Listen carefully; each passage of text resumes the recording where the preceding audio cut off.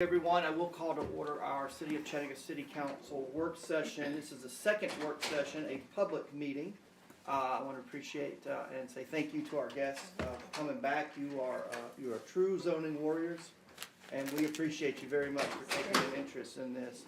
Let me thank Council too for coming back to a second work session so quick after our first work session.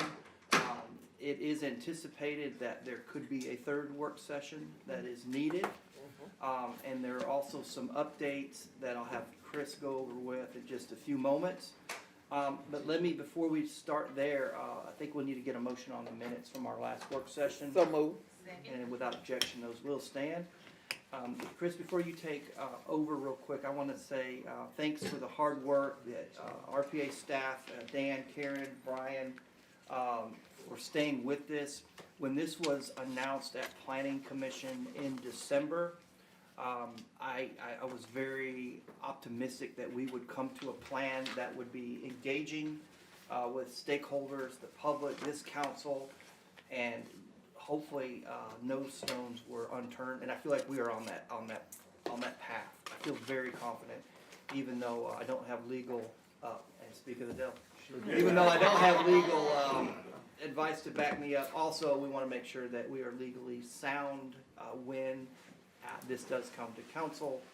And I think this process is not only healthy, but I think it's very transparent, and it leads for a better way to put forth and govern and in conjunction with new policy. So with that, Chris, we kind of left off.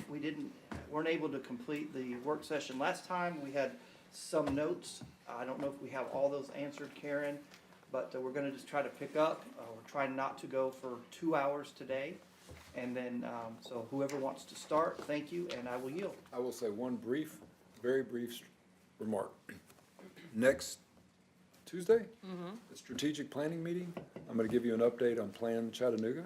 Okay. And I think you'll be very, very happy that we're at a time when we have a lot of data, a lot of knowledge of a lot of things in the city, and I think it's going to be just good timing with what we're doing here, and I think y'all will be very pleased.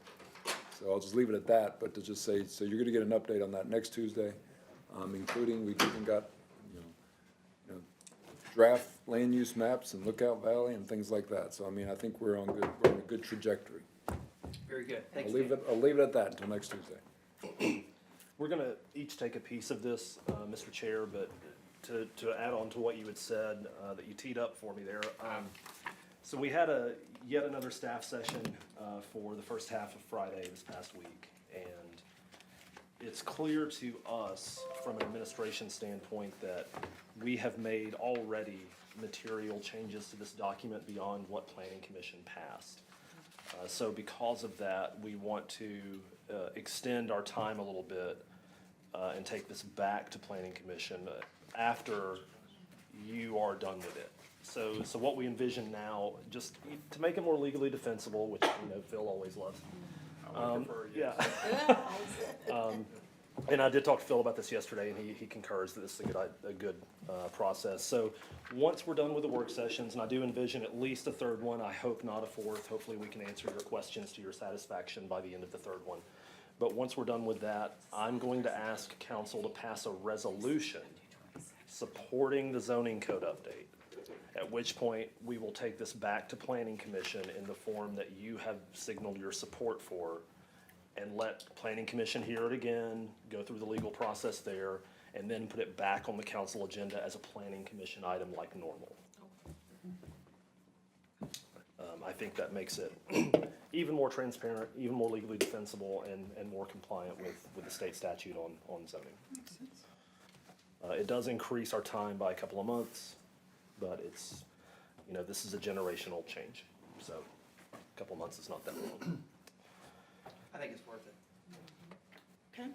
So we're going to start today with document specifics, and Karen, I think the first slides are yours, starting with uses. Yeah, and just, we've got a brief agenda, but basically we'll try to move through the rest of the ordinance. And if we get bogged down, feel free to say, kind of move on. I'll skip the work completed. Our public meetings input, we did have some more input from development stakeholders. We just updated a recent change from last week, and just noting that we're working on additional graphics and revised graphics. Part of the intent of the new ordinance is to provide as much clarity as possible through the diagrams. So process again, we are at the second work session. Based on Chris's comments, we'll add in the planning commission and put that in the timeline. So at our January work session, council had questions and feedback. So there's 3 or 4 slides here to say, to just kind of respond a little bit. There's going to be a big section of we're working on it. But if there is anything that was mentioned that's not covered here, please let us know so nothing gets lost as we work through the red line. There's some suggestions or things we've checked on. There was a comment about vegetative standards. We did compare the standards in Chapter 31 with the landscape provisions. We don't see any sort of conflict, but we'll keep an eye on that. That was a good flag for us. Chickens, the administration's thinking, Chris, you want to cover that one? The administration is in favor of working on and hopefully getting your approval on a legalized chicken ordinance for the city of Chattanooga. Looking at 2 of you specifically. I think there's probably support in the council to pass it. Ultimately, it's up to you. There is also a state law being considered still in committee in the State House and Senate that would allow every residential lot to have up to 6 chickens, not roosters, and 6 rabbits. So if the state preempts us, then obviously we don't have to pass, a chicken ordinance because they would have legalized it. Does that pass any committees? It has not passed committees yet. Okay. We're Will tracking eggs it. have legal rights? Hmm? Will eggs have legal rights as Next. chickens? They'll be chickens. Legislation. Eggs are technically chickens now. Right. And Never mind, Chip. we had a recommendation to look at the Red Bank chicken ordinance at our last meeting. Apiaries, I think this had been feedback from someone about distance from lot lines. We did some research, and then also there is a whole section on being a responsible beekeeper, a voluntary honey bee nest from the state, and it has a whole recommendations about lot size and what you should do. It looks like having a little bit more distance is recommended by them, so we were going to keep that in there. And if anyone's really interested in the apiary and honey bee, how to be a responsible beekeeper, there's that information. We had a question about existing light standards. Council dealt with an issue several years ago about a private recreational facility and lighting. There is language in there about light standards kind of for everyone, and then there's a section on lighting standards for public and private fields. It specifically says tennis courts, and it talks about lighting must be directed onto the field, and it must be extinguished 1 hour following the event. So this is something that we did not have previously, but it specifically addresses private recreational facilities. Still working on, there's a question of when is a bed and breakfast a short-term vacation rental? They sure do look a lot alike. We haven't dug down on that one. Also, some good guidance on group homes, making sure that we've got those right, including for-profit, not-for-profit. And we also need to comply with HUD. HUD had recent things with us on that, so I can give you Yes, a copy. yes, and that was partly, we know that we needed to talk to your office, so that's one we're working on. Input on halfway houses, so I think we did not hit the mark on that one. We'd worked on that, so we'll work on that some more. Appropriate language for measuring irregular lot lines. And then our small family cemeteries covered by the proposed zoning language. We have small cemeteries all over the city. Just checking that the new language would cover those appropriately. Lookout Valley overlay, we'll touch on that in the next slide, but Lookout Valley is rural and maybe a little bit different some other areas of the city, so does something else, does it look a little bit different? And then a question, and I think this was generally about supporting missing middle housing, about counting on-street parking towards parking minimums, and that it helps support missing middle housing. I think we have addressed that, but we will come back with a final response on that. You've addressed it and I you'll see think some that- tweaks? Yes, I Okay. think that we talked about that, and there is language now that does support, it's language in there that's changed that should support that. Okay. But the red line will do that, and I'm happy to highlight that and if needed. Thank you for this honeybee stuff. Okay. Trying to get it in my. Yeah, I was surprised how detailed it is. And then other feedback, so some of this is related to zoning, some of it we're just noting maybe sits somewhere else. Feedback that we need an easy to understand handout on proposed changes to the R1 zone. Not too plannery, but more kind of common sense, easy to understand. Yes. We did hear the importance of that. We got feedback on retaining the 7,500 square foot minimum lot size residential zone. Is that something we would do in an overlay? Just noting that that was a comment we received. We've talked about the importance, a couple of people noted the importance of protecting trees and clear cutting. And the administration is working on a tree ordinance. Chris, do you want any updates on that? Yes, we're actively working on that, and we've begun the drafting phase on it. And I do expect council will have a tree protection ordinance on its agenda within 3 months. We've got to test a lot of this. There's a lot of state laws that we have to be careful about with trees on private property in particular. But you will see that come before you on your agenda. I'll make a presentation, but chapter 38 is not the place for it. And, Well, about the retaining 7,500 square foot minimum lot size, is there another bullet somewhere in here about looking at a 30-foot wide lot frontage with actual smaller lots? We have it actually. We have it in the That's TRN, so Right, I'm gonna it's go through one this of the today. new zones. Got it. I love the direction you're going. Yeah. Okay, We I do just wanna have make it. sure. it's the 3,000 square foot lot and the 30, yes, the Got it, TRN. thank you. And then I will note that the tree protection ordinance does kind of look back to the landscape ordinance in chapter Yeah. 38. We already kind of noted where we need to make sure that we connect those and the language is appropriate. And when I bring you the tree ordinance as a standalone, we'll make sure that we're either compatible with the zoning ordinance, or if we think changes are necessary as a result, then we'll also include those to put before you for your approval. And then there was a comment about, oh, sorry. Yes. Will that go in 7 or 38? Sorry, 7? 7. Thank you. And then there was a comment about needing location for container homes, and I don't think there was a note on tiny homes, but I wanted to note that container homes are not regulated in the zoning ordinance. The ADU ordinance, Brian reminded me, says not having a container is an ADU.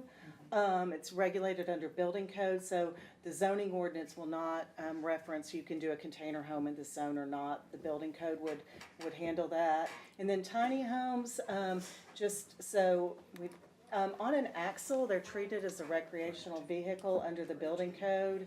So we would see those anywhere you would have an RV park.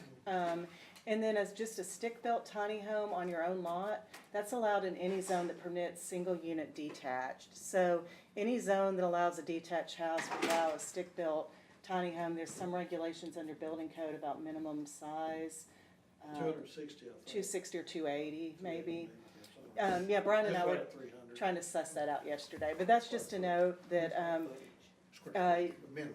finding locations for container homes is less probably a zoning code matter, but we didn't want that to get dropped. Can I ask a Yes. question there?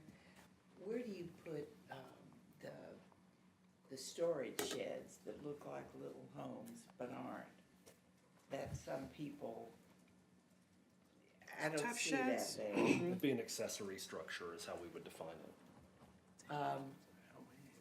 They're already permitted, they have Yeah. a setback It's requirement. under But the that's not what I'm accessory. talking about. What I'm talking about, a tool shed that looks like a home, we permit people to live in them? No. That's what I'm saying, how, Unless it's an accessory dwelling, ADUs? I mean, official ADU.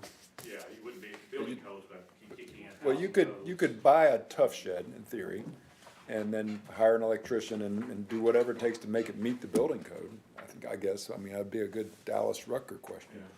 But you can't just buy a tough shed and live in it, So that's I've for been sure. doing some research on different codes, yeah. and tough sheds are not built to municipal building Right, code. So right. they would not officially be allowed to be a dwelling unless they were brought up to code and on a permanent foundation. We would not consider them a dwelling at all in this ordinance. So if someone is doing that, I can bring it up to code?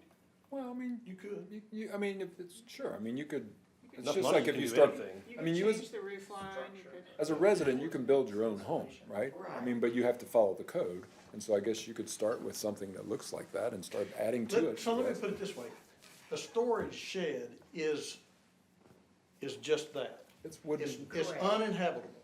Correct. That can be brought up to building codes to make it inhabitable. But they would have to, Bring it up to building. Bring it up to codes. building And the codes. And- outside would be this tin or whatever it well, is, shell. that's kind of. Yeah, that's what I'm, Yeah. okay, thank you. I mean, it could even involve getting an engineer's stamp to say, this is now brought up to, That's what manufactured homes do. They have a seal on them that is approved showing they've been inspected to be able to. So do it. if one is in an area, I would contact Building Dallas, Yes. yeah. Good, so maybe squared away just really quick. and they'd be really quick, maybe, okay. And that probably leads to other feedback on permitting and enforcement. We did hear a lot of feedback from council members, so about, and so these are just some ideas that we have already talked about. As you know, we've had, Dallas Rucker in all of our meetings for the past several years, but we did talk about training, post-adoption coordination, making sure once we have a final document, it sounds like it'll go back to planning commission, so we'll have a couple months to really do in-depth training with the LDO team on that, not as much during all the drafting of it, although we have had LDO partners there. And then focused attention on enforcing the new zoning ordinance for the first few months, and maybe that's the first year really. We talked about weekly team meetings, and then also looking at Bo's application, administrative modification request, what is coming through, what's not working. And then a plan for permitting and enforcement, making sure the LDO system is set up to handle anything coming through the new zoning ordinance, updating handouts, updating websites, process memos, online resources. We're already working on some new handouts regarding landscaping. And then just making sure we have a zoning website updated and frequently asked questions. So that was something we heard a lot from council members about, and just want to make sure we're working on our plan. Before you go, Madam Chair, hopefully we are making a list within council relative to a meeting that I've asked for, relative to what is council's input to the budget. Okay. We always receive everybody else's administrations, but I believe that council should have input as well. Okay. And one of the things that I think we need to be looking at is, this is a great law. They're doing great stuff. It's a joke unless things are enforced. And this is so good, and good stuff is coming from it. And I think that when we're looking at budget, which is what should include our input as well, not just handed to us and voila. Enforcement, sufficient enforcement to do a good job in helping protect our city. Okay? So I don't know if you started a list with my colleagues, but I really want that scheduled fairly soon. When we get the budget, what is a handout, I think April. So you want a, Before then, before then? I would like a work session on whatever my colleagues want, but that's my input. More of a budget work session for council, just some priority areas that we Well, want to our look at. input, we have all the departmental inputs. Okay. Ours only has to do with staff and travel expenses.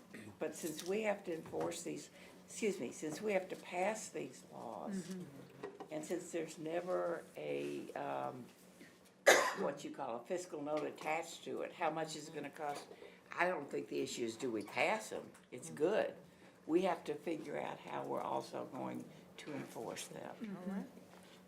All right, I got you. So we'll get a Thank you, date for ma'am. the work for more budget work session for us. Please, ma'am, All yes. right, I got you. Great plan. And then the kind of last of this section, just a reminder that we have the quarterly review to council for the first year after adoption and the annual review each year afterwards. So permitting and enforcement matters. We can still get caught in this review process. We ended last time on document specifics. A lot of this is going to sound kind of familiar with the overview. So if we're getting slow, move us up, or if you want to focus on something, let us know.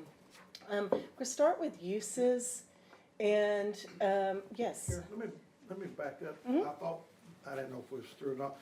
One of the other questions that was brought up, or concerns that was brought up last time, was about the requirement for the EV charging stations.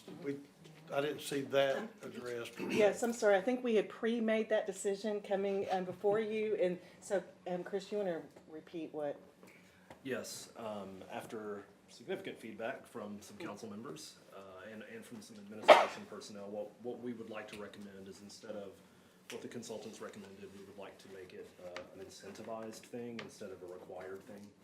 So you would get reductions on your parking minimums, or you would get credit towards your parking minimum for either EV spaces with a charger or that are ready for a charger to different degrees. Okay. And it would be completely voluntary.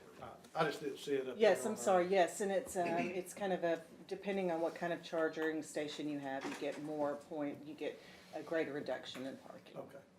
And then on the process that was up there just a few minutes Yes. ago, I had requested that we not have any of the new codes come before us until we have a map to look at. You mean you mean new rezoning cases? In other words, any zoning cases that would come, an applicant that would request one of these new zones, that we not consider those until we are mapped out. And I think Dan can speak to that. We will be, I just didn't see it on the. we might want to revisit that and exactly know what kind of process and methodology you want to happen and timeline, but we will have maps from Plan Chattanooga, and of course, we have our existing zoning maps by parcel. And so we Well, I can do know we'll any, have our existing zoning maps, but I just want to, we can have everything very soon. So, I mean, it's really gonna be a question of where y'all, I mean, I'm just saying, we've now got almost probably half the city in our place type maps from our consultants by parcel. And we've got all the existing zoning maps by parcel. I mean, we can start, mapping certain areas, pretty soon. Dan, with us going back to planning commission and then coming back to council for an ordinance, 2 reads, don't you think we can have the mapping done by the time we get to that You point? mean Well, the equivalency mapping? equivalency, yes, Yes. that's correct. In Yes. other words, what, That's Yeah. right. what, And Dan, like Dan said, we are Yeah. working on that. so- and I hope I haven't spoken out of turn, but I have told some of these neighborhood associations that they would have an opportunity to give input on what these zoning maps look like. Absolutely. Well, we're not planning on, yeah, for sure. Yeah, okay. Because we're not planning on changing anything other than equivalency mapping in the short term. I mean, so, And it's because it's almost like an area land use plan. You're gonna have to have something to back it up. yeah. And for the folks in the neighborhoods to understand where the thinking is, otherwise. And I'll be honest with you, I mean, a lot of why we're doing this is to have the benefit of engaging neighbors, so they have the confidence of the process, right? So anyways, I think we're on track. Okay. I think the mapping will be done before it gets back to you from planning commission. Okay, so I want to make sure I'm understanding. When you said the map, I would like to see for District 8, if you're going from R1 to RN1, RN1 6 or RN1 5, right? What that will look like for District 8. Because I am clueless as to what size the lots are in District 8. So need to see how that will affect them as far as whether or not they have the ability to split a lot or whatever they need to do with it. So I would like to see a map of District 8 so it will show me exactly what it looks. Because I'm visual on a lot of things, and there's a lot of people that's visual. They don't get it until they actually see it. And- So that would be great, And I yeah. think our intention was to make a lot size map to kind of show Yes. the natural breaks that we're talking about here. So Okay. it should be hopefully pretty intuitive. Okay, good. Councilwoman, we haven't done it yet because we're still inundated with these changes, but that is on our list to get done Okay. before we ask you to make any decisions or anything. We'll get that to you. Okay, cool. And Thank we you for can- reminding We can do me. it by district, so it's easy to One see other too. thing here, you know, that parking places, don't bike racks count as well? There is, it's not required towards the vehicle parking except in the urban overlay, you get a slight reduction. And then we are requiring, there is required bicycle parking. No, what I mean is, I know we've had several, I think a couple of restaurants in neighborhood, let's just say neighborhood facilities, that require a certain number of parking places, and I can think of one on Brainerd Road in my district where there was a little breathing room there because they put in bike racks. So just, I think if it makes sense, We can also look at maybe making sure the neighborhood commercial establishments to where the minimum's not too high. right, Because right. that's a lot, those typically are more foot traffic driven, so yeah. I Yeah, understand what that's you're- all I'm saying. I just didn't see the words in Okay. there, so And I whatever think it needs to your look. term breathing room, I think that's a good term for what I think we try to have that in there to Good. breathe, particularly so we have reuse of spaces. Okay, But yes, we'll check thank that you. specifically. Thank you. And I do know that, you know, we had talked about this last week, the parking minimums across the board are slashed. There are significant reductions in parking minimums in pretty much every zone. But we don't have parking maximums. Huh? There's no parking maximum, so I mean, and my point is that if a developer wants to build more, they will have the ability to build more. I mean, do we want that, or do we, it looks Well, I like mean, we a lot of want a communities- combination of what Chris said, if it's. a Sorry to bring that up, but a lot of communities don't want the developer to build too much parking. I'm So they- thinking bike racks or different things like that, because we're we're multimodal, right? And so I was just thinking that if we're gonna do this, we need to think, encourage people to ride their bikes. Well, we'll get there. Okay, We'll I've get not there. seen too many developers that build parking that they don't think people will use. I Yeah. think that Okay. it's not gonna be a problem for people pouring money into parking that's unnecessary. I don't okay, think the just, maximums are an issue. just a thought. Right, we do have a section, and maybe this is different from what y'all are talking about, for vehicle parking space maximums for non-residential uses. And then, so there is some language in there, it might be different from That's what y'all fine, are sorry. speaking about. I just, as I said, want breathing Mm-hmm. room. I'd like not a one size fits all. Yes. That's all. I'm And there's saying. lots of exemptions that might be Yeah. following under some of the discussion. Let me ask this real quick, because we have a situation in District 4 where we have a residential property where there are as much cars as you can park on the property, to the point where they've concreted the entire property. You can drive around the house, into the backyard and around the house. And I've had LDO look at it, had Donna look at it, and they come back with no violations. There's not, yeah. That is really Unless they're pushing, fascinating. sorry for the interruption, Chairman, Yep. unless they're pushing water from their. Well, that property onto stormwater somebody was the else's next part of property. that comment, and I think that's where we're at now is, and I mean, there is, literally, it's all concreted. I would think around they're the pushing entire water house. on somebody else's private property if I they've would- covered it all up. like Well, that. then what's interesting is, the neighbors start to have water issues, and then the city comes along and says, oh, I'm sorry, that's a civil matter. And that is just wrong.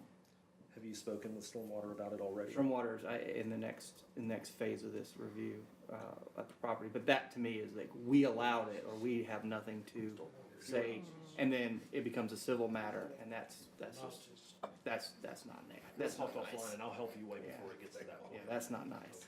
And the draft ordinance says residential dwellings are exempt from vehicle parking maximums, so I don't think Yeah. that's gonna help. So it's just something we need to be a little bit aware of in our residential neighborhoods. But we don't care, how many people are living there, and if all those people are living there legally. Oh, we I don't don't. mean. I promise you, they No, don't. I know that, but, you know, we've had a number of these. There were a lot in Highland Park for a while where people were living in not okay circumstances. I've got some in my area now, and we just say, well, okay, I just, how does all this mesh? And so is that the number of people, there's too many people in the house? Is that the question? It's not an it's in an R1 neighborhood, but that's not what's happening there. I would think that maybe a really tight group home definition might get us. Also, the building code has number of, people that can be in a bedroom, Per square right? feet or something. So I think that would be two of the triggers for 8 that. plus 3 is what state law says. It says what? 8 people who are not necessarily related, plus 3 caregivers can be in an R1 neighborhood, and you can't do that. I'm not talking about that. You're talking about just like happened a lot when I had my first job where we had college students that would just Well, it's not always college. double, triple, oh, I know, but I get you. Yeah, yeah, lots of But people analogous. unrelated, living in not okay circumstances, not related, but how are they gonna go in? The last one I had in my area, LDO went in and they said, well, that we're all cousins. So they're related. Do we have any obligation to make sure that folks are living in okay circumstances, number one? Maybe not, but it's Well, there's the health- issue. They have minimum issue. housing standards. Yeah. Codes. Yeah, in the code. Well, how is that enforced? Well, it's difficult sometimes because of the Fourth Amendment and being able to burst in someone's house. You've got to be at least consent to be able to go in. That's Someone my has to- point. We had, One way we might resolve it, you know, one of the reasons we've been spending so much time on this is to increase housing choice and housing options in Chattanooga. and I'm cool with that. That's not what I'm talking about. No, but I'm saying, I think, in some cases, not all of what you're talking about, people are forced into that situation because there is no affordable housing in Chattanooga. And if we increase the supply of that and of lower income and of small studio apartments, that will alleviate some of that pressure. I understand it won't deal with the whole thing, but there's no magic bullet for any of this stuff. There's a bunch of solutions. Is there anything there that, given all this rational stuff, that takes care of slumlords that are doing stuff not Can we okay? put that as a, I think it's something we can, with With city attorney, with LDO, come back and give some ideas on, because I mean, clearly there's other communities that deal with the same thing. Of And I course I they think we have to have a strategy of multiple ways of getting at it. Because it's We probably should. not one silver bullet. Let's also include Ellis, who's our Director of Intergovernmental, because there might be a state law change that we need on that. They're pretty Okay. restrictive about what we can do with that, but maybe, we're working with, you know, them right now on an affordable housing bill. Maybe this is something else we could work with them on. Okay, thank To you. Carol's point, what tool do we have that would be a boarding house type model within this? I've searched the document, I'm not finding. There is not a lodging house and boarding house, and that's on our, we noted that too, so we kind of have a staff item list, and that's on our list to add in, because it's not, there's nothing in there. And we used, when we talked about STVRs internally, we did use the lodging and boarding house definition, so we want to bring it back in. Okay. That There is are on the modern to-do versions list. of that, by the way. Go look up pad split. Yeah. Pad split? That's where people come in and they share space in a house because they're professionals. So it's almost like a version of Airbnb. Yeah. But, I mean, also, yeah, I mean, boarding house, they've been around forever and they serve a purpose. And we created kind of an internal document about, with us and LDO, about when is a lodging house and a boarding house, not an STVR, just making sure we had that for zoning, so we need to bring it back. Step one is a more than 30-day rental, I guess.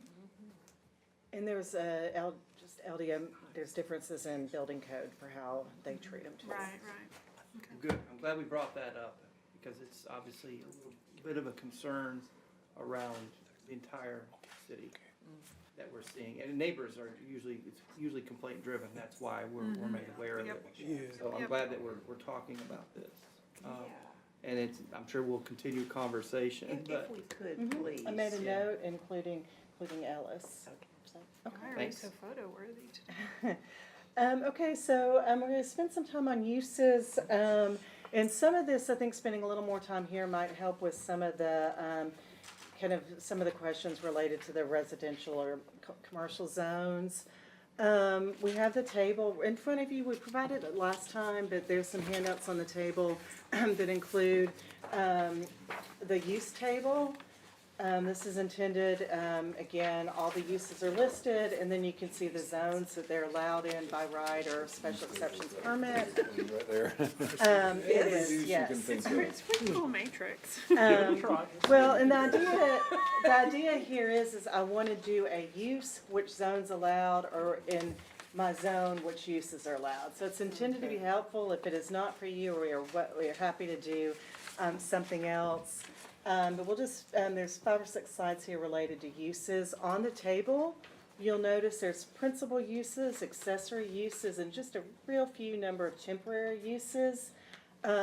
This is a distinction we have in the code now, and the intention is to really help with some of the conditions that we put into place over time. Pardon? Can I interject? Of course. About the use table, this was Karen's idea, and she's underselling how great this is. People have been asking us for this for years, and we do it with form-based code. And right now, if you say, hey, I want to open up a coffee shop, where can I do that? Oh, well, let me just look at 20 different chapters or sections of the city code to see which zones allow and don't allow a coffee shop. And you have to look at each individual zone. This use table makes it easy for a regular citizen who wants to open a small business to go to it and say, what zones will allow this? Boom. Yes, so we have principal use, accessory use, and temporary, and then we'll kind of hit some of these up. But the principal use is generally what's on the property, and then accessory uses, we'll have a slide on what they are, and then there's 3 temporary uses. Those are things that maybe have given some problems over time that we just want to make sure we've got covered. So principal uses are, this is just a cut and paste, some that might be of interest. So I have a use that's allowed in the zone. Well, there's a whole list that also have standards related to them. So I now previously, as an example, gas stations, we might have some standards about you can't have gas, this is an example, gas pumps 25 feet from a residential property line. Well, now I would look at the standards in any of these, and I would see what are the additional standards required. So junkyard, salvage yards, probably no surprise, are going to have additional standards specific to them that another use might not have. Same as outdoor storage yard. We've tried to treat outdoor storage differently over time. This has different standards for those. Those are different from self-storage facilities that are kind of all over our commercial areas. So also house museum, we have played with the idea of a special permit for a house museum. This is a example of maybe a really important home in the area that transitions to highlighting the history of the house. And so like the Not kind like of the Dragon Dreams or whatever. yeah, maybe, yes, it could be a house museum with the idea it's still primarily residential, but you have. in your district? Yes. I've I've seen such, I think it moved, actually. the city of It might be Memphis under where Keith's district now. they discovered like an underground railroad home and they're Yeah. making a museum with. Oh, that would be, That's right. actually do. Ooh, do we Right, have and one of those in our area? Not to my knowledge. Oh, okay, I was But gonna we're say, that's prepped. amazing. We're prepped and ready under the House Museum, and this was one that, kind of the emerging use, instead of a special permit in this case, there's additional standards for the House Museum. So, there is and I put section 9.3 if anyone wants to follow along in their zoning code, but just a note, these are where, so like animal care facility and shelter, you can't have outdoor boarding overnight here. This is intended to help with the compatibility. So there's a wide variety, very specific to those uses, additional standards. What is an SDVR? An SDVR is in a separate section, but an ADU is considered an accessory standard. I'm just wondering because principal use and accessory, you say a portion of the building. Yes. STVRs, because of their nature, have their own section in the zoning ordinance. Should you reference that though? We can, that's a good That point. makes yeah, I that'd think be you a should great idea. at least point C, where's it? Thank you. Where's it at?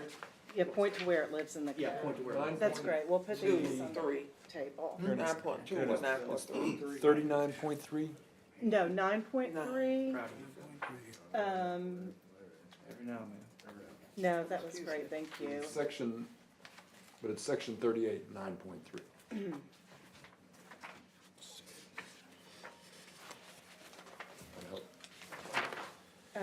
Yes, I don't and feel so stupid now that you can't find it. it's, if you look at the bottom of the document, it should have 9.3. Oh, okay. Is the, kind of the page Oh, okay. section number.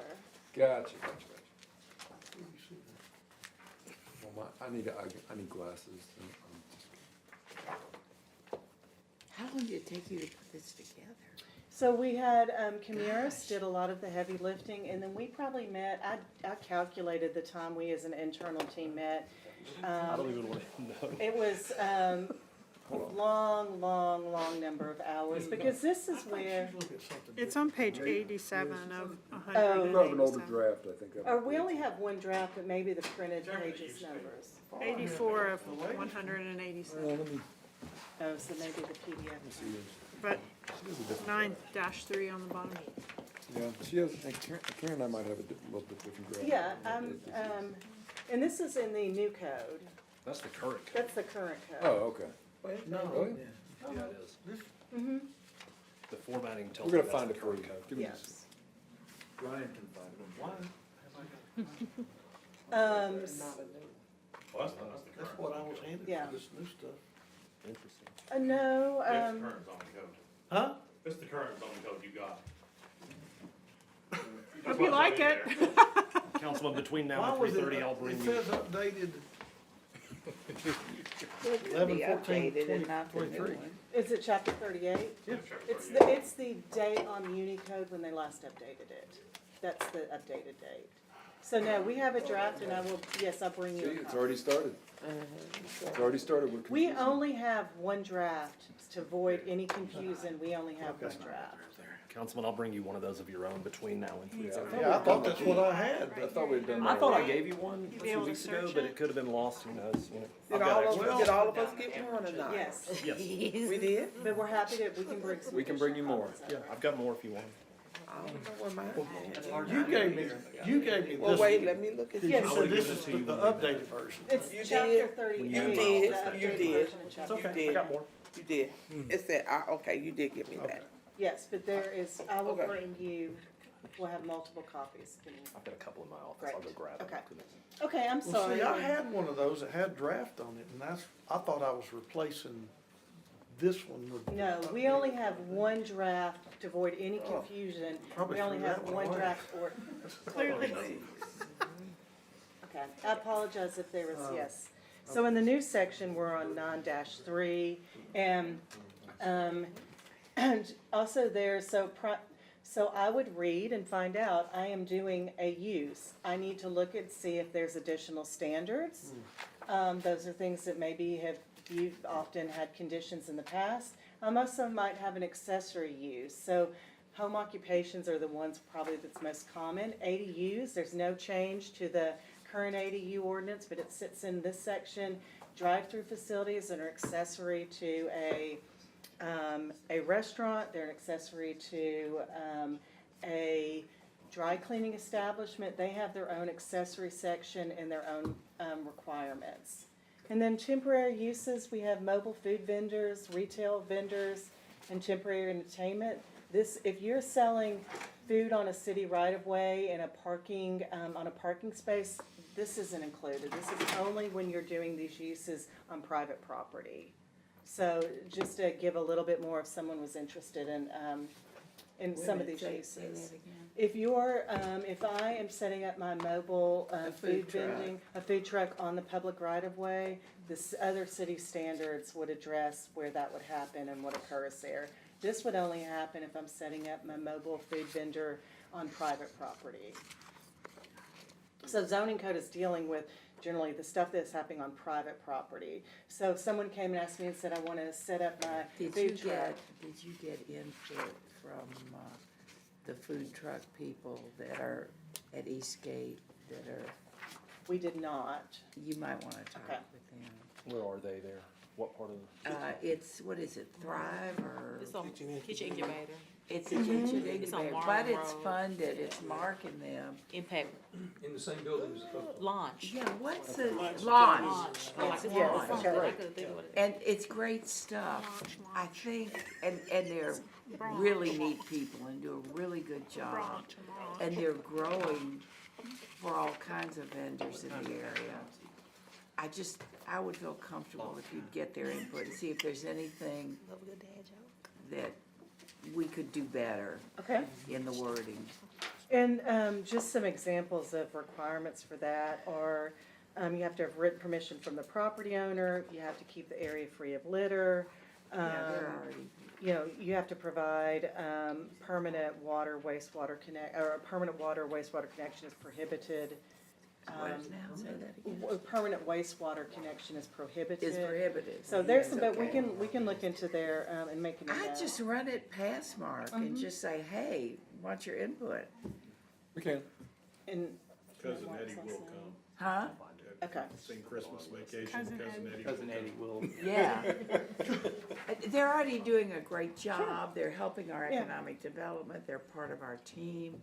And they're doing everything, I'm sure, appropriately. But there may be even something you haven't thought of. Sure. And the intention was to provide support for people who are doing this and a little guidance, but not be overly prescriptive, so we can double check that. Yeah. And you said Mark is the point of contact there? You go to lunch. They just bought their building out there. I mean, they're really good. I'm not thinking of critical stuff. I'm thinking of they may be able to put, with all their experience. We're still talking about They may mobile be- food vendors, They may be able to give you some hints for elsewhere. food trucks. Great. All right, we're moving on. Nonsense. And then there's two use examples. To me, this is a user of the ordinance. These are, I just wanted to highlight two uses. So we have, let me see if we have it on the list. So there's a neighborhood commercial establishment use. It has its own little set of standards that might not apply anywhere else. And so an example, it has a list of permitted uses. It says no additional off-street parking is required and drive-throughs are prohibited. So an example might be having a neighborhood commercial use. It's a building existing non-residential structure that's historically been used that way. This allows that with all those standards come back into use. So the idea is, I'm interested in neighborhood commercial. Well, I need to make sure I look at all the standards associated with Run over it. to your office. It's just a draft. Yeah. Okay. Like when I get to thinking about, I like this In stuff. fact, we Don't say didn't- it. you gave it to me. I'll- Hope you'll remember. So I think what we're trying to, It is. we're trying to convey here is it's gonna be a lot easier to use the code if you're a business. I looked this up the other day. You know how many business establishments are in the county? In 2021, there was 9,500. So think every little business you see. So we have a lot of business. I mean, it's important. I want to just stress that it's equally as important. Obviously, we talk about housing a lot, but we want to get this code right for all the commercial property too. Yeah, great. There's a lot of commercial zoning out there that we don't hear from those folks. No, we don't. And we're missing the mark on the ability to open up more of them. Yeah. Neighborhood beneficial type of And- services because it's just too complex. Well, and this is partly why this is being highlighted, because this is a pretty exciting change. This use, a neighborhood commercial use, where you have a old structure, an old historic structure that is non-commercial, you don't have to rezone. If it's an old corner market, it's a special exceptions permit. So we're not putting a commercial zone in the middle of a neighborhood or at the edge of the neighborhood. If you have those if you want to go this route, you can get a special exceptions permit, but it doesn't start by putting a commercial zone down. So that's kind of different, but allows these old historic structures to come back online with pretty tight parameters. Which has a fail-safe because it's revocable in case something goes wrong. And you have a pretty limited kind of, you can't do outdoor storage, you can't have a sign, you don't have to do more parking because the intention is to not fit a big parking lot. So yes. So this is one that's kind of a new tool for us because there has been resistance and certainly probably on the staff's part too of introducing a new commercial zone for an old historic structure. You And can't have a sign? If in the CN zone, Signs are limited to. yeah, so it keeps it limited, sorry. So I you can misspoke. put like on your Yes. doors. Yes, but it's not, you don't get the full option of sign. Maybe not the flashing blue LED frame lights that this city just loves to Yeah. see. So just an example of where It's a new tool, but it has all these standards associated with it. What about check into cash in CBD locations, As a allowable use. personal retail establishment, I can check to see if that's a personal services establishment. or retail goods? Yes. It's retail. And it will do, the check into cash, we have the same standards we have now. Is that for check into cash, or that's just the alternate financial? Alternate financial Okay. services is what we call that. Okay. But that covers the. And that's what Okay. I was, checking. Brian, do you remember? I think we didn't change anything. And we didn't change anything in the alternate, financial services, which we put in place years ago for particularly like Brainerd Road and some places. Just figured it out. But I'm gonna do check into cash, and I will do a list of everything in the personal services. Is and there retail. anything that we have a way to limit the proliferation of CBD, She wrote something that did with the, kratom, blinky lights? I think, Blinky lights. what Councilwoman Burrs did, and a few of us signed on to years ago, limiting the number of them in a geographic area is how we did the alternate financial services, so the same thing can apply to that. We had a long conversation about that, I remember. Yeah, Storage and units. it's working. Like So you eliminate do them. the same thing with. I like eliminating them. Well, we didn't quite go that far. Phil got all upset. We can't eliminate But we them. kept the spacing and everything we have now. But they are so far apart and everything, and, No, I'm talking about. That was important work. huh? That was important work. Well, it's a good model for you to use for whatever. Yeah. And it did pass muster, Yes, it did, because the Tennessee legislature would not let, and they haven't preempted us so far, so that's good. which is amazing. It's been 10 So, years. Okay. And then another example where this is just an example, I have the regional commercial zone. I can have a retail goods establishment and self-storage, but I need to double check. Do I have additional standards? My retail goods establishment, no, I don't. But if I want to put a self-storage facility in, yes, I have additional standards.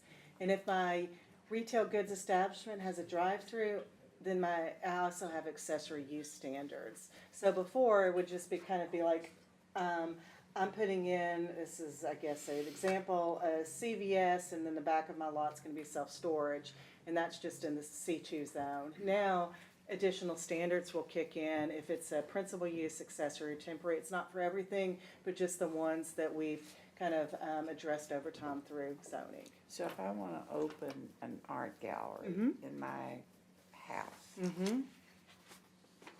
it's in R1 or whatever you're Right. calling it. I can't have an accessory building. The That's art wrong gallery is, sta- right, that's, Or- a storage building. now What the- can I not have? So you can't have a professional, like the storage building we talked about, like the storage, Yeah. the tough shed Yeah. is still allowed in this code. But I cannot have, your home occupation, you can't have your art gallery and rent something out where people are coming and lots of people are coming. Or this is storage really for, I'm in a facility, a commercial facility. Oh, okay. So this is an example, I was just trying to give an example of, there's just more standards for some uses. And, Okay. and self-storage facilities are one we've had a lot of conditions on over time, or standards, and outdoor storage have had different standards, and this is trying to just clarify them and codify them. Karen, how are we identifying self-storage? Because interesting enough, a lady came into my office yesterday who represents, manages a lot of these around here. We were talking a little bit about that, and how do you identify what I call the orange doors? Your one level, and then your climate-controlled multi-level. How are we determining, so that's very easy to understand what we're talking about? Because there are many instances where they are made beautiful, some of these larger indoor store, and you literally, wow, that's a nice looking structure. And then you've got the one level orange door strips Yeah. that just really, I mean, they have their purpose, I guess, but people don't necessarily gravitate towards those in their communities like they used to. And we talked about that because kind of it sounds like some of the way we did self-storage was different from the way Camiris that was used to seeing it. And I think there is language, I'm looking at self-storage facility enclosed and outdoor, and it talks about following additional standards apply to enclosed self-storage facilities. Individual units may be accessed from inside the building only. And I think you're talking about where I can, is that address it, or you're talking about? Well, when we mention the word self-storage facility, there are two basic types. Mm-hmm. There is an indoor climate control, Right. usually multi-level, and then there is the one-level strip orange doors. Mm-hmm. They always seem to be orange doors. Right. How are we differentiating in the code so that when someone reads, it's almost like we have to have something in front of self-storage as a qualifier to what we're talking Right. about? There's two different types. There's enclosed and outdoor. And there's, you have the zoning, if you looked at self-storage, I think it should separate it out as a type of, if I look at my use table, I have self-storage facility enclosed, self-storage facility outdoors, and they have different uses. So some of them are allowed, permitted, some by special exception. But outdoor storage could qualify as just RV parking, boat parking, and whatnot, is that? It probably could, and I know what you're talking about, the difference of I can access each individual unit Right. around the building, and we talked about that. I thought we'd addressed it by not allowing, access of each unit, but I will double Let's check just- that. 'Cause- Yeah, we can put a pin in that. I Yeah. just think it's still unclear sometimes when we talk about Just self-storage. so you know, we've mapped every one of them in the city to Are just they get a mostly in sense, District One? just to get a sense of, how many there are per capita. Hey. I mean, cause you can get into a question of, I mean, how many do we need? I mean, it's a great question. How many do we Guy I know need? that owns them says we are overpopulated. Yes. Too many So I square think it is an feet interesting to do use of, and discussion, I mean, as, So I'm trying to get. because, We could just overlay them Housing. all in District One, I guess. If he owns a bunch of them, I'm sure he'd like for nobody else to open some. No, he's moving all his whole business to Dayton. Hey, He's liquidating. Who? Clayton Abercrombie. Okay, I'll make a Okay. distinction. There's another section in there that might help, but yes, we want to be clear, because, there are additional standards. While we're in here. let's keep moving, Karen. Yeah, okay. And then we've got, we'll speed up here. That was just Yeah, I a know. lot to We've been cover. having, we've been a little organic this afternoon. Right. because That's good. But I like that because we went through a very intense and very formal first meeting. I like the organic And, nature of this. and then we've got residential zones and then PUDs, and Chris is gonna touch on both of those. And some of this you've heard, so, I'll just turn it over. Yeah, thank you. So let's start with types of dwellings. Most of this is pretty straightforward as far as single unit detached, that's a house. You know, 2 unit, we used to call it a duplex, and so on and so on. There's a difference in single unit attached and townhouse. A single unit attached is an individual unit that's on its own lot. Now, it may be also sitting on a lot line and there's another townhouse on the other side of it. A townhouse technically is 3 or more attached dwellings. So you've got some places, you know, Councilwoman Hill, you've got some in your district where you have essentially, it's a duplex idea, but it's 2 tall units. You know, there's some around the Dartmouth area. Those are on different lot lines, so that would be an example of just 2 townhome units stuck together. And then we have a townhouse, multi-unit. And We're going when do we trigger, and this is outside of zoning code, I know, but when do we trigger that you have to have a dumpster? That's a good Because I just question. had, well, there's 7 in District 1 right across the street from District 2 on North Market, and they all have garbage cans outside the front. And I think that they're supposed to have a dumpster. So I will tell you that completely separate from Chapter 38's rewrite, we are in a lot of internal discussion about how to manage garbage pickup for multi-unit and townhouse Yeah, it's gonna living. become more tricky. Yes. Yeah. And we're gonna pick up everybody's garbage, is the short answer to that. We're gonna pick up taxpayers' garbage. But let me get you a better answer on that in a few weeks, unrelated to this. Karen, can you go to the next slide? So these are roughly the equivalents, and I think you've seen this, most of you, if not all of you, have seen this already. This is roughly the equivalent from the current zones to the new zones. On the left is every current residential zone we have besides UGC. You'll see, some of these we don't use. You don't see R4 and R5 a whole lot. You don't see R3 MD very often. You don't see RT1 ever. But the proposed zones are there to the right, in increasing density and increasing intensity from the top down.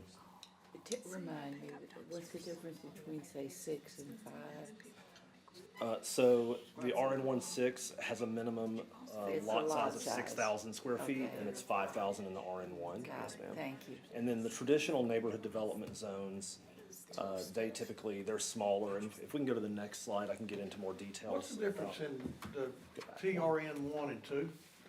About to talk about I that. Go couldn't tell. forward one now, sorry, since we're on that. So, I think we're gonna take TRN2 away. Okay. Dan, that's the one you think we wanna jettison, right? I think we just have too many. I mean, I think we were trying to make lots of options for any developer that comes in would have, Yeah, has different kinds of. the difference in 2 and 2T is 2T allows townhomes.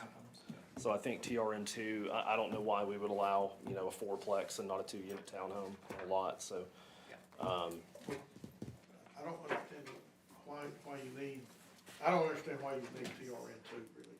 I don't think we do either, Councilman, and, Dan and Karen and I were discussing that actually right before you walked in today, and I think that's the one we're gonna recommend removing. Yeah.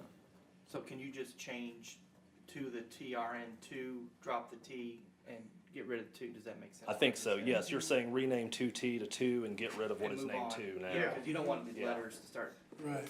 Right, I agree. confusing We things. might be able to get rid of 2 of these. That's what we'll end up doing. So you'll see these traditional neighborhood development zones. These are for smaller, and they're traditional because if you look at older parts of town such as Hill City, St. Elmo, Jefferson Heights, these places that were platted around, the turn of the 20th century, you see these really small lot sizes. You see Councilwoman Hill, the 30 and 35 foot wide lots, So these would be the traditional neighborhood development zones for, this is typically gonna be your infill, but I think this is exactly what you're looking for. And Karen, if we can go to the next slide, we'll get into the details of some of these zones. So the RN16 would have a minimum lot width of 55, whereas the RN15 would be 50. And then, and 50 is, what most, that's what all urban lots of record are practically, is 50. I don't want to go through every single one of these, but you see obviously the RN3 has the greatest flexibility in types of units and is the most dense. Can we go to the next slide and look at the TRNs? Well, I'm sorry, we'll start here. We've gone to 15-foot front setback. Yes, sir. Look back right quick. That's different from what's in your notebook. Yeah, This section is different from your notebook. is this, so this is the current? This is where we are now, yes. There are some changes based on when we recalculated everything, based on how the numbers corresponded, that are different from that. And you'll have a new set of these before we ask you to vote on anything. And we can actually provide this presentation. We probably changed setbacks and things a little bit after talking about them. Well, the minimum lot width on the 6,000 is different there than it is right in this. Yes, you're correct. And once we put this down on paper, once you see all the numbers together, we realize that a couple of them didn't make sense in relation to one another. But we'll get you a new copy of that, Councilman. And are we gonna have a table for a 7,500 square foot lot? If that is the will of the council, yes. We're gonna come back to you with, 2 options. some options that I think you'll be happy with. District 1 overlay. Lookout Valley overlay. No Well, that change don't just overlay. apply to District 1 Valley. No change Mountain overlay. Creek are the identical same. If we do an overlay, I think we'd have, right now Hill City is in District 1. I think we'd have a hard time saying that Hill City would be in the rural overlay. So we've gotta be creative with how we'll have multiple options for We'll have you. multiple options. Okay. Y'all don't want the 7,500 square foot lot size? Yeah. Okay. Can we go to the, We're about to have 19-acre lot in North Chattanooga. yeah. Yeah, it's the biggest, there's 19 and. Okay, so on the setbacks, the biggest change here is that A lot of these had 25-foot setbacks in the front, and we've gone to 15. This is compatible with a lot of your urban lots already and your older lots of record. But this also deals with the steep slope issue. Most of what's left to be developed on is steep in the back. It either goes up or down in the back of the lots. If we can move the houses 10 feet forward, you still have 15 as a widely accepted front setback for parking a motor vehicle between the sidewalk and the house, but still protecting that slope in the back of most of the lots that are undeveloped as of today. And our vegetation component's still in place. It is. That's unchanged by this. Very good.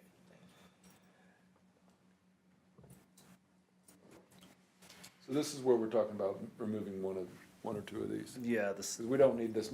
Again, what we've tried to do, if you remember, we have so many rezonings to UGC or a couple things, and so we're trying to create just a lot of options for both council and for the developers, that if they want to, have a couple of townhomes with a single-family development, they can come and pick one of these versus doing a PUD. We're gonna talk about PUD in a minute, too. yes, that's the next section after the residential zones. So, the minimum lot areas, I'm getting a little bit turned around with, like the unit, so 50 square feet per unit. Can we talk through that a little bit, all the different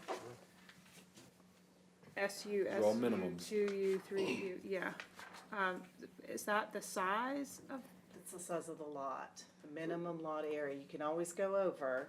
Run down, take TRN. So if I have a- Let's take TRN 3 and look Yeah. at That's MU fine. multi-unit. So let's say I've got a 3,000 square foot lot, I can only put a 3-unit multi-unit building on there. But if I've got a 5, because it's 950 each. so Right, okay. If I have a 5,000 square foot lot, I can put a 5-unit building on there. got it, okay. So it doesn't set the size of the units themselves, just No. the amount of land that I have to accommodate it. And it's an Yes. easier calculation than what we have now, which is a little bit clunky. Okay.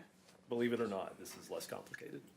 Yeah. So let me clarify for people that might be watching this stuff. This is all great, but once again, if it's in my neighborhood, and can somebody plop down one of these things in my neighborhood if it meets all of these requisites? These are not mapped, first These of all. zones don't exist yet. No, Just- but I'm asking. In the future, In right? the future. And this is a conversation that Phil and I had about something else. If this is the new law, suppose my neighborhood doesn't want it. There's still the neighborhood meeting, but there's no legal reason to deny it. Well- If it changes the character of the neighborhood. Saying if a rezoning came before council, Yeah, well, let's say, in my case, we always have neighborhood meetings. I'm just trying to get straight. It's not a criticism, but I'm gonna have to answer to people. All right, Alan's back there. I hope you're taking good notes, Alan. All right, the thing is, Belvoir, there's a lot, just the perfect size. Somebody wants to meet every one of these criteria.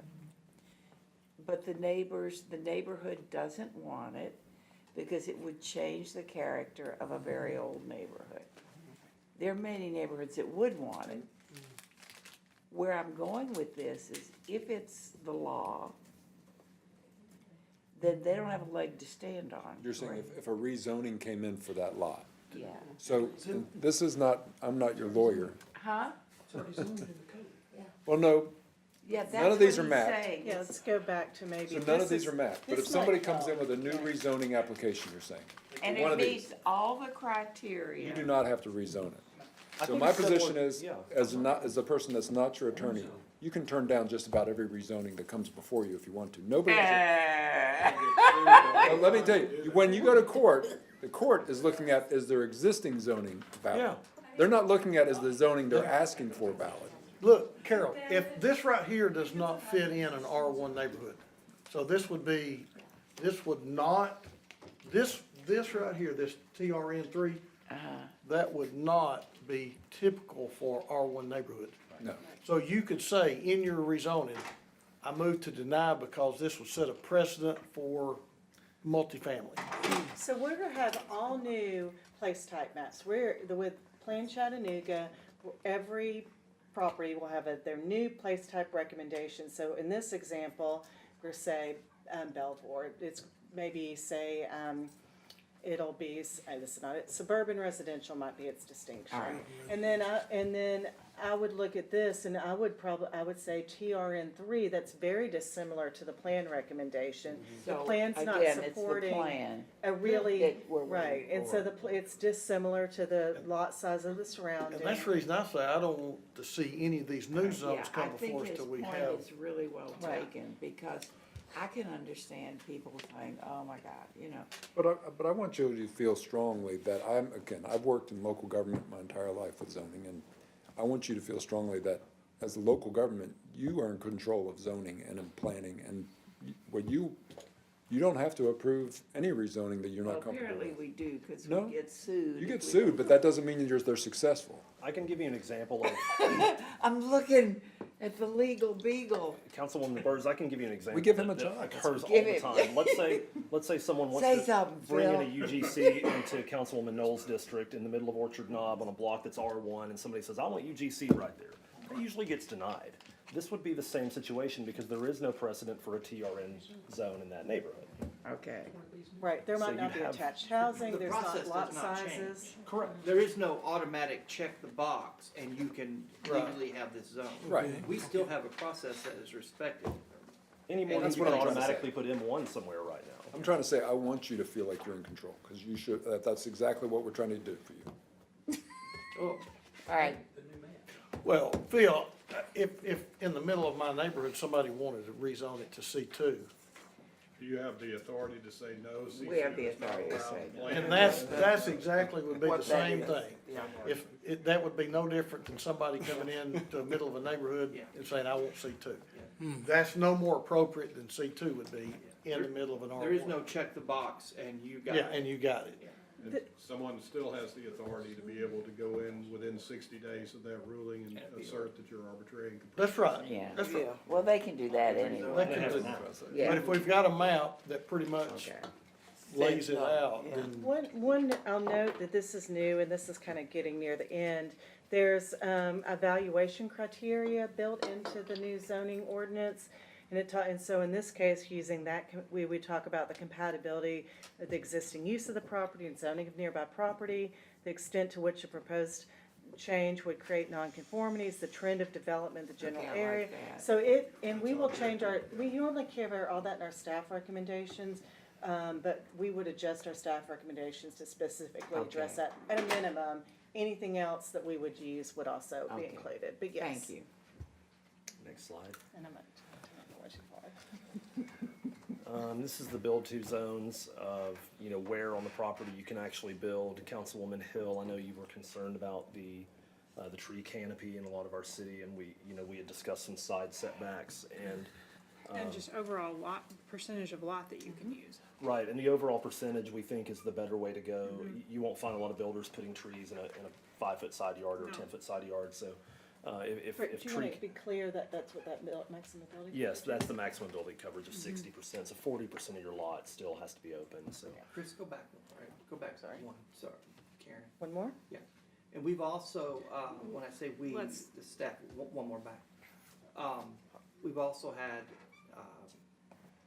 stakeholders take a review of this through engineers and home builders, Chris, and they've had some suggestions Oh, yes. on setbacks, which have taken into account. So they also have had some input, and they pointed out some very interesting, a few contradictions in numbers and some changes have been made there. Is that correct? Yes, we've conducted sessions with residential and commercial builders and developers. We had an architect session last Thursday with several architects in town to give us the challenges they've all encountered with the current zoning code, and they've all looked at this and said, oh, well, this thing doesn't work here, but if you turn it a little bit, it does work. And there's been a lot of that for the last few months. Can we go back to that maximum coverage? Because there's a key thing there. Townhouse is exempt from this standard, which brings us to your full concrete example only around a townhouse where you've got a requirement for a sidewalk in the front and potentially the entire back of the lot is concrete. What is our maximum building coverage for a townhouse? We do not have one. I think we need to consider that NR? because we're at a point where Non-residential. every bit of that could be concrete, I don't know why it's on there. and there could be no canopy whatsoever. That's the intention for some townhome developments. I hear what you're saying, and maybe we can look at splitting the baby on it, because they're, you know, if you're building townhomes like right up against Gun Barrel Road, you don't want necessarily trees in front of it, you want the buildings right there, and there's probably a drive aisle in the back, and so in a lot of cases, a townhome development wouldn't be conducive to having a tree canopy. I can tell you, you know, I live in a townhome neighborhood, we have a ton of green space, it's not one size fits all, but let us add that to our notes and come back with That's maybe- maximum building coverage, not lot coverage. So Right. you can still put a concrete all around the building. You could. That's true. Is there any limitation on height? I wonder about that. It looks like we Yes. got over 40, but. No, it's just on a different table. We have it for everything. Yeah. Chris, the question was, why is NR on this chart? If we're it's talking about residential. You can build a school or church in a Yeah. residential zone, and it's just giving it a Home lot size. office. Yeah, you can do an office in some, Okay. a personal office. Okay. So it's just, there's a wide range of uses you Use can for build it. that are, Okay. it's pretty much what we have. We've had a couple projects since I've been here, the one up there on the former soybean site, Central Soya site, that ended up, I forget what zoning district we put in. They would have been great for one of these. The top of Black Creek, up there at the top of the mountain, they came in, and I think we zoned it C2, because they just wanted to have a lot of flexibility. That would have been good for them. Spot C2. There's a number of these mixed kinds of residential and whatever, that it's hard to fit them into, and I've, of course, always encouraged them, just do a PUD. With the new PUD, they probably might, but the old PUD, they didn't like it. So to finish up this slide, and we're about 75% of the way through our time today. This is just the TRN zones and the setbacks for that. Obviously, they're a little smaller where possible, because these are more compact zones. Can we go to the next slide? So the principal use standard, dwellings have to have a primary entrance from a facade facing the street. The door's gotta be clearly the front door, is essentially what that is saying. A 10% minimum transparency is all that we require for residential. This is a life safety issue. You have to have windows on the front of your house. At Yes. least So 10%. 10%'s gotta be windows or a glass door, or what, you know, you gotta be able to see in the 10% of it. And then a front-loaded garage cannot extend further to the street than the front face of the house.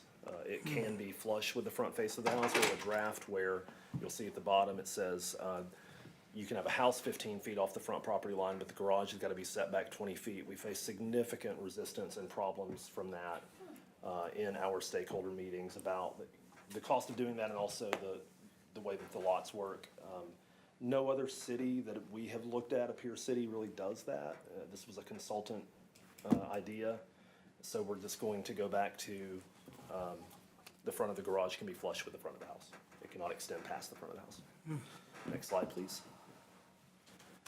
Same rules about the doors, and the transparency for townhomes. For multiplex or for multi-unit 3 and up, the transparency in the front is 15%. These are typically gonna be taller structures too. So they're gonna have more of a front face. Let's go to the next one.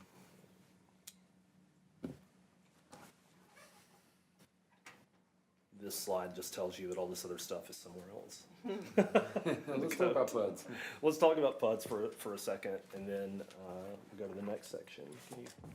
So PUDs have been used for one thing and one thing only, it seems like, for years. Yeah, it's a density tool. That's not what it was designed to be, but it's, you know, every one of you knows when you see a PUD walk in the door, oh, they're here to get, you know, more units per acre. So we want to get away from that, because a planned unit development should be that. It should be a plan for an overall neighborhood, not just, I want to get, you know, one more unit per acre. So there was a development in Councilman Hester's district that I use as an example that would have worked great for this. It's off of Tunnel Boulevard, you know where I'm talking about, the tiny home community, where they've got this big shared courtyard park in the middle and they've got all these houses around it.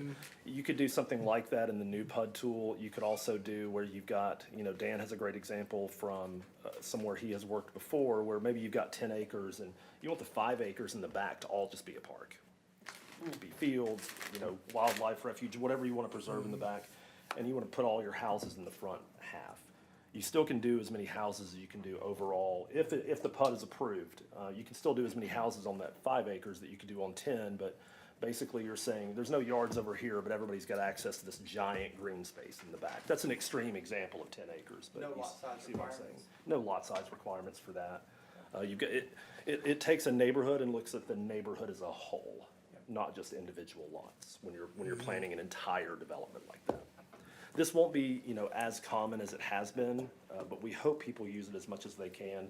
The other change here is, so it's not just for giant developments. Right now, you have a minimum lot size for a PUD of 2 acres in the urban overlay and 5 acres outside the urban overlay. We're doing away with those minimums.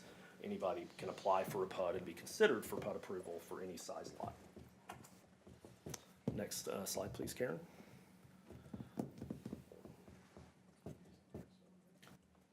Chris, you'll have a criteria sheet basically set up for this application process, correct? Yeah, let's let Dan speak to It'll that. include, it'll basically be a document that describes everything about the development. And then there'll be a site plan Yeah. that's very clear that says, this is where we're protecting things, this is a floodplain, this is where we're clustering development.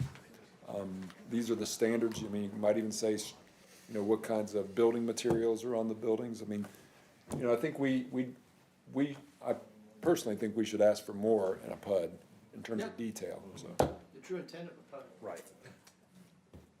I don't understand quite the language that says city council must make a finding that the standards for PUD have generally been met. Why would we just not approve or deny the PUD? You only have one reason to do it, too. So this is, I think you're right. This was just this is summary language. This is not the legal language that's in the code. Basically to say that you're not just doing it for a setback change. There's a greater purpose here. Well, I guess my question is, Remove the word generally. we should approve or deny, Right, period. There don't need to be any other right. language in there. I think review criteria probably would have been a better use of terminology. These are things that would be covered in the staff recommendation. Well, I mean, we would review the criteria, but Right. then ultimately we approve or deny. That's Yeah, exactly, and I Yes. think we need to clean that up in the ordinance, yes. Exactly I'm right. making a note. The administrative modifications, the last bullet on this, we've talked about this before. Again, this is the same as the administrative modifications tool that staff will now have for a 10% variance on nearly everything. Let's go to the next slide. Oh, and we are to mixed use and commercial zones. And we Great. have about 30 minutes left. I'll move pretty quickly. So this is very similar to the residential zone where we kind of have the current zone and the proposed zone. And then you'll note we have the new zone. So a question about initial mapping. The new zones would be like the CMU. Those are new zones. They're most similar to UGC, but we might not see them pop up in the equivalency mapping. The handout on the table has all this text on it, just talking about the new zones. I'll note, and I think we talked about it briefly during our last, that we have a neighborhood transition commercial zone. We do have, I think the example I gave last time was East Brainerd Road between Lee Highway, as it transitions off of Lee Highway heading into Brainerd Hills. We've used this transition for major corridors heading into residential, multiple locations. It's a tool we've mostly handled through conditional zoning, but because it's a tool we've used in planning quite a bit, we now have a zone for that. We have a neighborhood commercial zone, and then we get into more kind of our traditional, the commercial corridor zone is pretty similar to the C2 zone. And then the CR regional commercial zone is similar to C2 and C4. The regional commercial zone does have quite a bit of residential use with the idea that those could be really kind of town center mixed use to really add a lot of activities to our regional commercial centers. And then the commercial mixed-use zone, which is similar to UGC, has, it's a 1 and 2. One allows the townhomes, and one doesn't, and they also have differences in heights. There's some other differences related to those. Go back a minute. Yes. Where, I'm talking about the transition zone. What we've used is O1. Tell me what services means. And so and we're talking about the, service It uses. says office and services. I What would- are services? I'm gonna, Establishments. that is not true. Oh, my goodness. Only in Brainerd. Nail salon. Phil, it's Helpful. funny. Keep your neighborhood happy. So some C and Almost had me, Phil. some uses, and you can read some of the residential. Checking to see who's awake. Right. Yeah, we got it. An office used to be like an accountant, but I think like an, Right, I could have a medical, dental office or clinic with a special permit. So what I'm asking here is why don't we just use office? Because there are some other uses, because we're making a little bit more distinction. We don't have just an office. We have an office, which is allowed use, but a medical, dental office and clinic. Those is- are offices. In the new zoning code, it treats them a little bit differently, and we'd have to look and see if they have additional standards. A park would be allowed, a personal service establishment, those would all have a definition. What's the difference between a personal Yeah. service? Let me tell you Yeah, why, it's- what you're getting into. We've had hair salons, and let's get rid of all the front and put Right. in concrete. Right, What I have found across my district, because of the layout of my district, is transition zones, O1, but offices is what they want. Doctors' offices, physicians, dentists, accountants, lawyers, any of that. But when you put services in there, it gets muddy. they feel a little too retail commercial, is that the comment, or Well, parking then they is kinda different? it's like the camel nose in the tent kind of thing. Okay. And so I'm putting my neighborhoods in the position of having, nobody wants to fight. They want to be reasonable, offices are good. But you start putting services in there, and then it gets to be something different. The way we define those medical uses is closer to a service, because the way we define office presumes that there's not a lot of cars in and out. Right. You know, it's 1 or 2 people working Right. there, whereas a doctor's office, it would be, the effect of a doctor's office is much more like a nail salon than it is a 2-person office, because you have customers or patients, either one. Why, if I'm coming and gonna open a going. nail salon, would you say no? Or a massage parlor, why would you say no? Given the new law? Well, if it does, if, you're assuming the zone allows it. Yeah, what I'm saying is when you say services. Right, it's allowable use in that, and so right now, the personal service establishment definition's pretty loud and, pretty wide, and includes beauty shops, barber shops, tanning salons, nail salons, spas, Please and that's don't too start. so you broad. think, so we're still talking about the first one up here. You'd rather it just be office. We have worked, Yes, as Karen right. knows, years. So you would prefer Oh, the why? first one to be just an office zone Yes, yes, and call it that? yes, Okay. yes. Yeah, so there are some uses in here that probably tend to a little bit more, retail oriented. That's fair. Yes. Yeah. I don't think, yeah, I think I agree with Dr. Bird, that having that word office gives some comfort. It's an and we're gonna office. talk about Yes, they're transition. delivering services, they're physician, The stuff nobody minds being next door to. well, it's a good transition into a neighborhood. So personal services sound like. The whole thing, okay. personal. I'm gonna play the devil's advocate, I'm not I'm disagreeing with what sure you're saying. you're always, what, But what's the difference?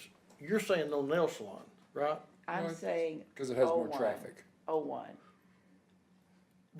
But you don't have a problem with the dentist office.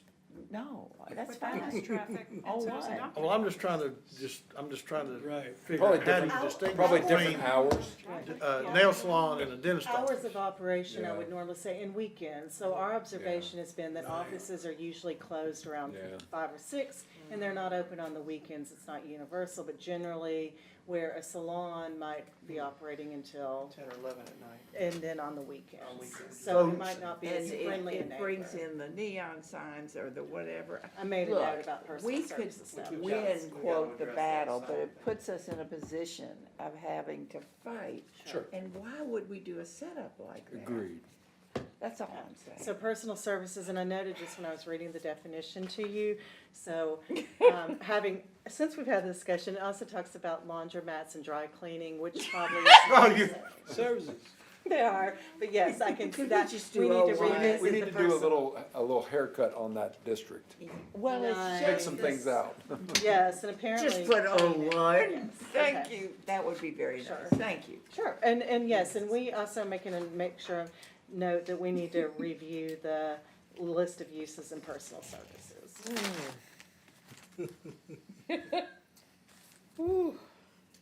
Okay, and then, so, again, minimum lot area, there is, because there are residential uses allowed in these zones, you see the minimum lot area pop up.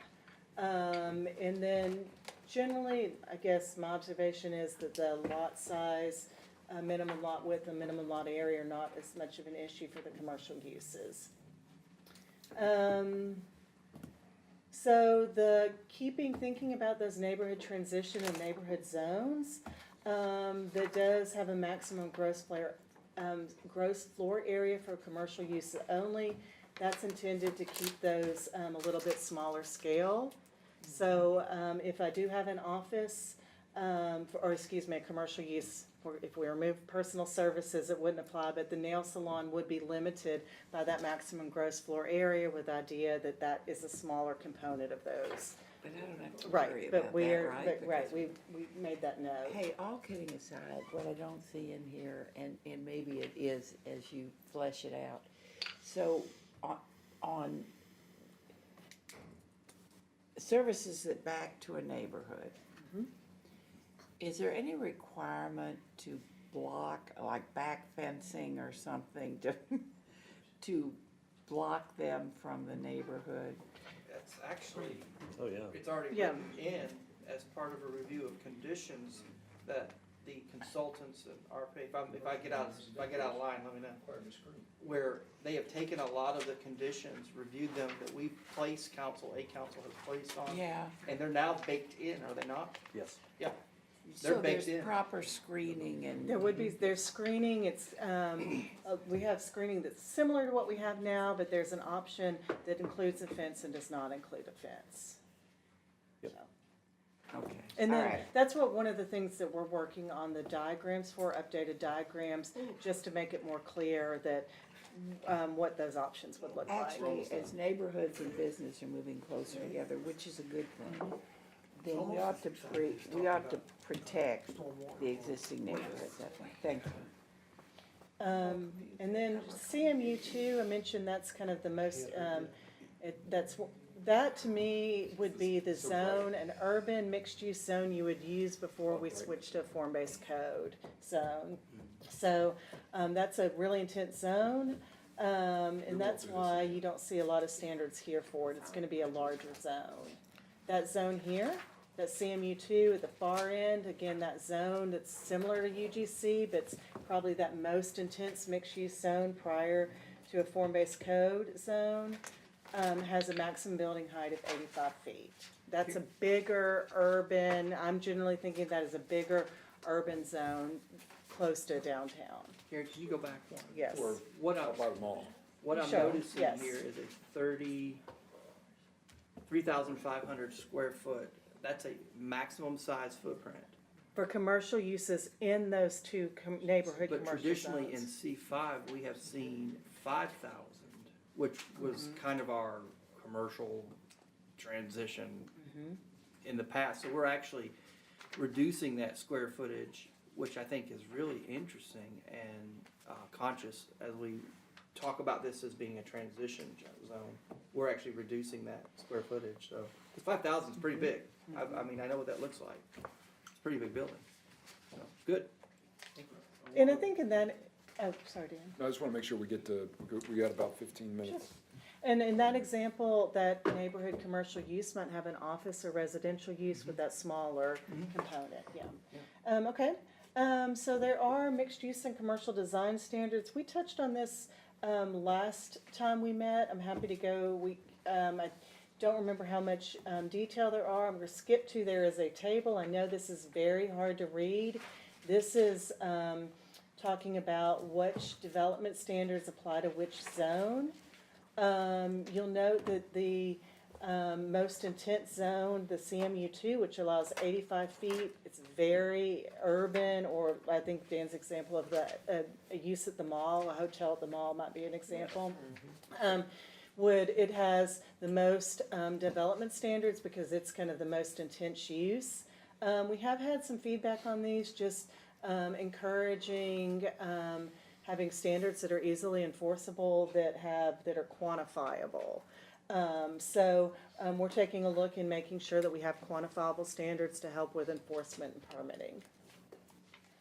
Special purpose overlay zones, we're getting near the end here. We did talk about these last time too. I think we noted, we have the urban ag zone, what's not it didn't fall easily in one of the other categories. And we also, remember we talked about that there's other ways to incorporate uses like a horse, that it's, there's some other ways to incorporate. If I wanted to have a horse for my, for my personal use, I could have that, if I meet the other standards outside of that. What's the minimum square footage in A1? For a lot? It's 5 acres in A1. I'm shocked. I already got, horses, so I already have roosters, chickens, hens, No, rabbits. No roosters. I think, yes, I think that, There's a lot of rules for horse. there are a lot of rules, Oh, and yeah. so, and that's when I say you kinda gotta look back and see what your rules are. Get your All right, thing straight. so, Your lot wouldn't well, no. So I think you have, you'd have to have, Years ago? So, I mean, they Yeah, could They're they- still rezone doing it. their how does it thing, No, right? apply it's if you gone. have, They moved, sold the farm property, the equipment house has been taken down. It's just on an- 6 Hadn't thought acres? about that. How does it? Well, and we, Davidson, yes. Yeah, Davidson. Yeah, it's been, the house is gone. I think that'd be fine. it would be It'd fine. be fine? Yes. Gone. We got a comment down here. Burned so, it down. we were talking earlier, Gone. Amen. I don't know that the council would have a problem with this, but like if you had 1 acre, 1 No acre, comment. Yeah. Don't come in. doing A1 In the middle of the night. with a minimum of 1 acre and allowing No, they sold the. livestock and, Good, good. Wow. we talked about We'll that. talk Yeah. about that, yeah. The goat We'll flag it. So then we have a question about what is the minimum So- requirement for A1, and should we drop that? Does the council have a problem with A1 being a minimum of 1 acre 1 acre? and allowing livestock and Oh, chicken? that, Is I do. A1 Said One livestock Yeah. and chicken? How many? Does so you- A1 devalue That's the awfully property? small. It is. We can map every 1 acre lot in the city and tell you. Yeah. But I bet you there's I've fewer than got a you think. lot, I've got a lot in my acres? district. Well, and Yeah. I'd wanna know, I does would- A1 devalue the property for property tax assessment? No. It doesn't, so somebody that's got a farm, If they get their. I changed Paying my the same lot to amount for the A1 and it didn't Made change it only the value applicable at all. to, Okay. the suburban It didn't affect it. overlay. okay, cause that would be a Versus concern I would You can get that Urban state You're saying different. So right Right, now, right, I right, could different have rules. overlay that you can a get. horse Right, right. on a That doesn't one, do that. on a Right. 1 acre lot, if I meet all my requirements. So, there should be exceptions. So we changed, remember, Yes. we changed Yeah. the A1 requirement to, I think, an acre and a It was half. the distance. Yes. And because of your amendment, we went to the house or the structure, not the property line. Yeah. 150 I think feet. we need to think about Well, it. what if we looked at an acre and a half instead of? We need to be real careful on this one because y'all have 2 not acres. lived, y'all have not lived my Davidson Road. And I'm telling you, my whole existence for about 3 years was that. Yeah. Those two This guy parcels in, of what Well, was allowed Th- So let me ask you this, versus I mean, this even says, what was enforced. on this, it says, so what is livestock, by the Hi, way? there's your, What's the definition of Good livestock? You got it. Horses, Livestock. cows, and I think, Pig. Pigs? maybe sheep.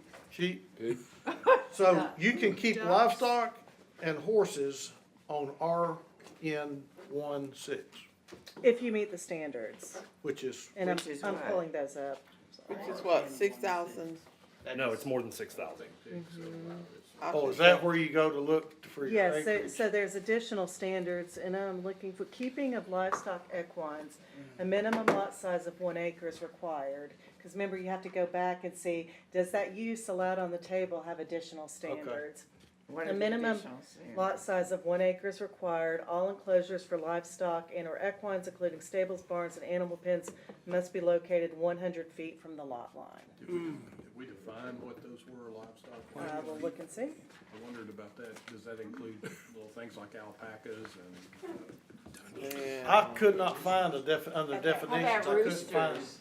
A lot. I couldn't I find will look for a livestock. definition of livestock and I equine. know what that's for. I'd like to see really as a practical matter, because I'm not sure 100 feet from a lot line is gonna not keep people awake at Put night. it in the front. We don't want roosters anywhere in the city. I think, I'm gonna talk about, yeah, so he went through, neighborhood hack, Yes. with his thing. And I've got some really large Well, lots. let me tell you why, Carol, because you, the inch was given, the mile was taken, and the Yes. enforcement was not there. The enforcement And wasn't when you there get at chased all. off of someone's, which I was, Enforcement chased is off of the never there. property, because people, there is no enforcement. It's never We've gotta be real careful. Yeah, Well, and that brings us back That's- again to People point to the enforcement. CPD, then they point to LDO, then they point to McCamey, nope, not us, not us, not us. So it basically becomes do whatever you want, put as many animals as you want, nobody's coming out here to check on you, and the people who are surrounding the properties are the people who pay, that's not fair. Yeah. I lived it, I breathed it, Right. That's thank when God fights it's get over, started. but Yeah, like not gonna happen. we need to be real careful here, People Okay. get hurt, yeah. real careful. So we because will, we can't figure out how to enforce something. Yeah. We Oh, can't I enforce can it. figure Let's out how punish to enforce everybody. it. Because we can't enforce it. Yeah, Yeah. they don't do it, they never enforce. and we can do a lot size map. It sounds like 1.5, and we'll try to do some variations just to show what that looks like. Let me make a note Shit that wants a cow. up to 5. Oh, cat on my chicken. You've got some big lots in your area too. So we had to turn down the guy. For that But the reason. point is, we could map those if they're 5 acres above and zone them A1, or map them A1. They don't have to be mapped, if the resident wants that, I guess. I think we probably wouldn't get all this seriously if we had enforcement, but the fact is we don't. And the bottom line is that you would be causing neighbors to fight with neighbors. And why would we set people up to do that? We would. That's the problem. So do you wanna hit questions, or where do we need to go from here, since we got about 10 Okay, minutes? yes, just one last slide, I think. I'll skip industrial. We have some administration, so for the presentation, we had about 6 or 7 more slides, which if we do another meeting, we can do those briefly. But that was just finishing up. Article 19 should get us to the end of the ordinance, so that's just to give you an idea of what we had left. So, Chris, I'm sensing, yes, we're definitely gonna be looking at a work session number 3. 100%. Yes, we will do one. And this is great, this is great, because this is exactly what this is designed for, a lot of input, I mean, you guys are reading in and out of this stuff, and I thank you so much. I know one thing I agree with Dr. The next Burrs meeting. about having like those many medical Slide help. strips, Illustration. medical center strips, A couple chickens. solely as She's office visual. versus having other Other service. stuff. So, what we'll do now is, we'll break, if we're done, we're good stopping point. Yeah, I'm just Yeah, absolutely, sure. One thing I wanted to add, and I've emailed Chris, Karen, and Dan about this, but as I've thought about the TRN3 and my request for a small R residential, single-family detached zone, I think we need it, because when I see all of the possibilities of TRN3, and I think about communities, I know that Hill City will be in District 2 in the next election, and Councilman Henderson has brought it to this body, and there was a issue where somebody wanted to make a lot, a townhouse lot, but the neighborhood very much wanted it to stay single-family. You didn't want to change the zone, even though it would still have been conditioned as single-family, and I see that there were, I can imagine that in District 8, there's probably some similar concerns where it's not so much about the size of the dwelling as much as the character of the neighborhood to remain single family.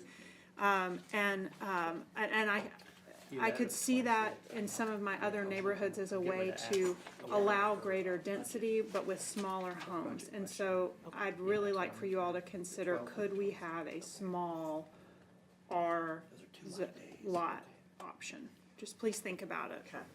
Thank you. Have you looked at the TRN 2 and 3, and you those don't meet your? Well, I mean, I mean, just detached, small Yeah, lot, but just detached. just detached, not necessarily multifamily. I just, You could condition the use in TRN 2.